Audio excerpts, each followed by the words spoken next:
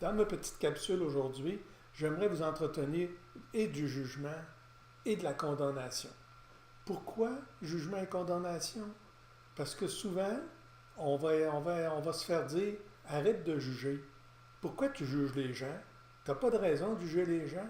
Ben, c'est désolé, mais par contre, je dois dire, moi, que le jugement fait partie de l'être humain.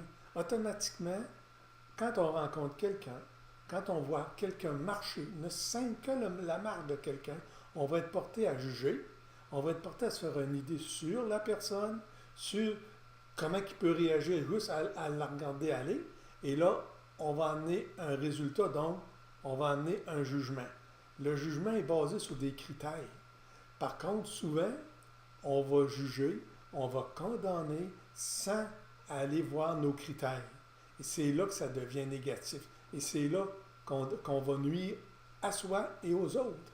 Donc, l'important, ce n'est pas tant d'arrêter de juger, c'est d'analyser nos critères, de voir si nos critères sont corrects, puis ils peuvent être corrects pour moi. Par contre, ils ne sont pas nécessairement corrects pour l'autre à côté de moi.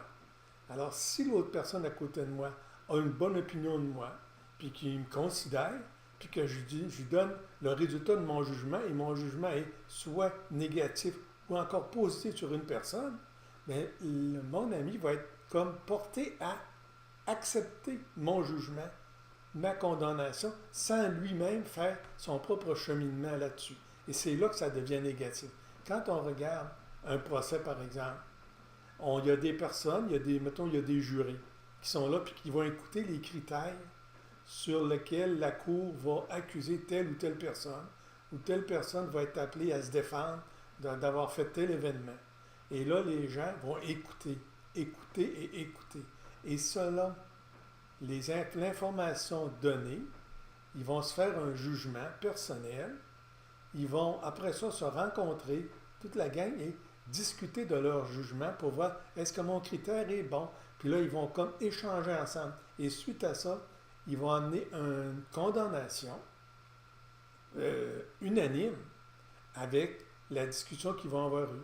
Donc, ce jugement-là, cette condamnation-là, elle peut être positive ou négative. On peut dire, bon, ben lui, là, il est coupable, ou encore, la condamnation, non, il est innocent. Sauf qu'on se base sur des critères. Puis souvent, dans notre quotidien, on ne prend pas le temps. On ne prend pas le temps de regarder les critères, d'analyser. On va empiéter sur la liberté de tous et chacun pour décider que moi, j'ai raison. Moi, si je pense ça, vous devriez penser cela. Mais alors, qui suis-je, moi, pour décider? Donc, prenons le temps. Ça, là, ça va être une chose qui va être à développer. Donc, n'arrêtons pas de juger, mais regardons les critères sur lesquels notre jugement va se baser. Et si on condamne quelqu'un, bien, soyons sûrs et respectons l'autre aussi. Donc, ça, là, ça nous amène à penser, méditer, penser. Ça, c'est une chose qu'on devrait développer avant de parler. Pensons. Avant de critiquer, pensons.